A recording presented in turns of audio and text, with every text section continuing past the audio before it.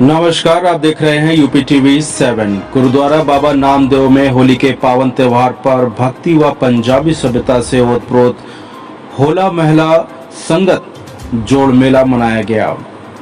शाम को गुरुद्वारा दीवान हॉल में लखनऊ से आए हुए गगनदीप ने गुरबानी शब्द कीर्तन द्वारा पुष्प वर्षा से होली के त्योहार में होली से संबंधित गुरबानी का कीर्तन किया। आई हुई संगत ने होली मेले के पावन पर्व पर एक दूसरे को बधाइयां दिया। गुरुद्वारा प्रांगण के बाहर संस्कृति सभ्यता से ओतप्रोत मनजीत सिंह ने लोगों का हास रस वीर रस से भरी कविताओं को सुनाकर लोगों का मंत्र मुग्ध कर दिया। दिल्ली से आए हुए वैशाली ग्रुप द्वारा भांगड़ा गिद्दा कर दर्शकों को झूमने पर मजबूर कर दिया गया और दशमेश शस्त्र दल द्वारा मार्शल आर्ट का कर्तव्य कर बोलो सो निहाल के जयकारों का उद्घोष होने से ऐसा समा बांध दिया कि सभी ने ताली बजाकर स्वागत किया।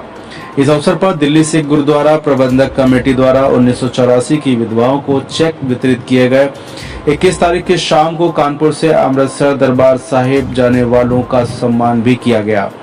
इस अवसर पर नवनिर्वाचित विधायक राहुल बच्चा सोनकर, डॉक्टर हेमंत मोहन, मनप्रीत सिंह, कुलवंत सिंह, सुरजीत सिंह, नीतू सिंह, सुरजीत सिंह ओबराय, परमजीत सिंह चंडोक समेत अन्य लोग भी उपस्थित रहे।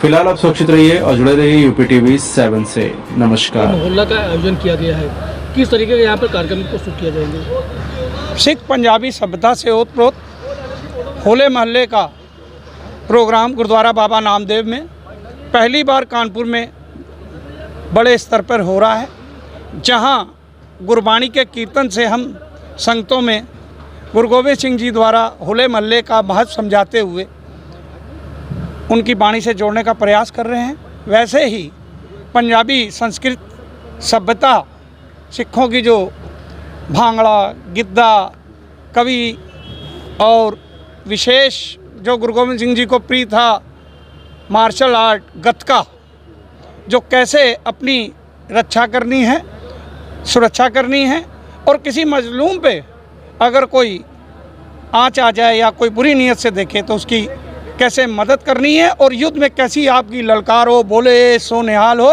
सत श्री अकाल हो, उस पंथ की मर्यादा को रखते हुए यहाँ गुरुद्वारा साहब में, जहाँ पंथक मर्यादा के अनुसार गुरुद्वारा के ऊपर के दीवान हॉल में धार्मिक आयोजन किए गए, नीचे सांस्कृतिक कार्यक्रम अभी थोड़ी देर में आयोजित किए जाएंगे।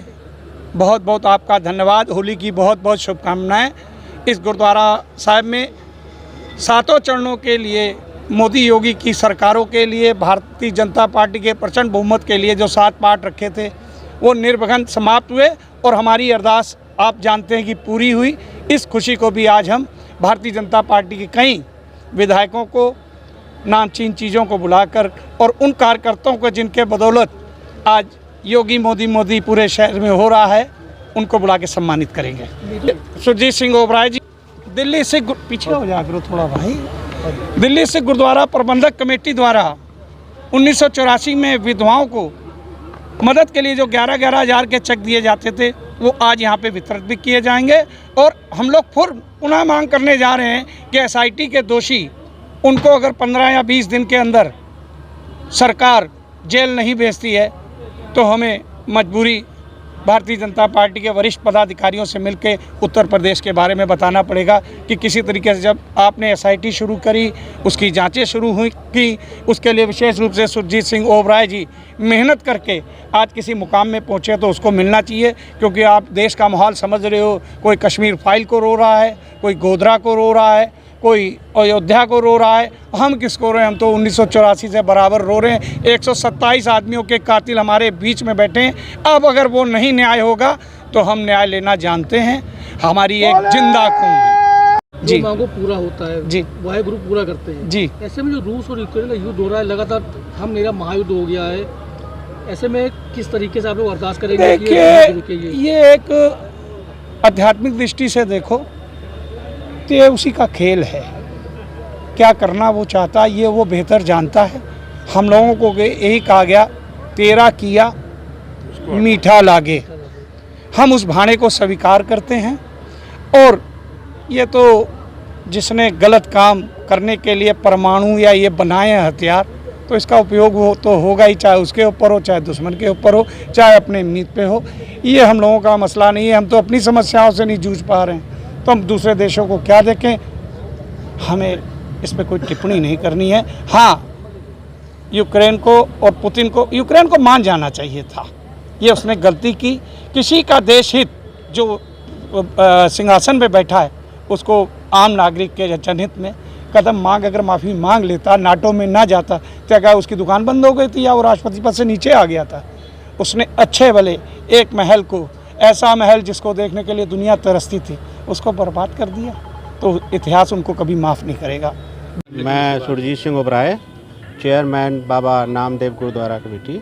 ओबराय जी, 84 में दंगे हुए, जी। कानपुर के तमाम लोग दंगे में मारे गए जो सिख समुदाय के लोग थे। जी, किस तरीके से आप लोग प्रयास करें कि उनको न्याय मिले, इंसाफ मिले, उनको जो आर्थिक सहायता मिल सके? देखिए ऐसा है कि दिल्ली से गुरुद्वारा प्रबंधक कमेटी और अखिल भारतीय दंगा पीड़ित कमेटी से जो हमारा लीगल सेल है उनसे हमको मदद मिलती है। दिल्ली में हम लोगों ने सज्जन कुमार को अंदर कराया। रकाबगंज में जो सिख भाई हमारे नरसंहार में मारे गए थे, उनको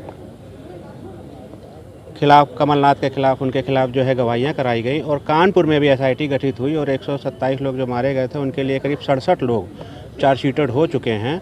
और हमको वादा किया गया है कि शपथ ग्रहण के बाद, तुरंत बाद हम लोग उनकी अरेस्टिंग करेंगे। जो मृतक है उनके परिवार हैं, किस तरीके से उनको जो है आप लोग मदद कर रहे हैं? देखिए दिल्ली से गुरुद्वारा प्रबंधक कमेटी हर साल उनको चेकें भेजती है तो बहुत थोड़ी सी, लेकिन जख्म बहुत गहरे हैं, मरहम लगाने का प्रयास है। ऐसी क्या वजह है जो जख्म में मरहम नहीं लग पा रहा है? देखिए ऐसा है कि जो 36 साल पुराना केस था, ये बहुत पोजीदा केस था। इसमें कभी हमको पहले तो FIR गायब थी थानों से, फिर उसके बाद चार्जशीटेड नहीं थे लोग, गवाह नहीं थे, सबूत नहीं थे, फॉरेंसिक टीम मिली हमको जो है माननीय योगी जी से, हमको जो है थाने जैसे अधिकार मिले, तब जाके कहीं गवाहियाँ हो पाई। और आज हम इस जगह पहुँचे हैं कि 67 लोग उसमें चार्जशीटेड हो चुके हैं और ये जल्द ही जो है गिरफ्तार हो जाएंगे। सर, कितने लोग चेक दे रहे हैं आज? जी, आप कितने लोग चेक दे रहे हैं? ऐसा ना, हमारे पास 21 लोगों की चेकें आती हैं, हमने सबको फ़ोन कर दिया था। जो माएँ हमारी आ जाएंगी उनको हम चेकें दे देंगे आज।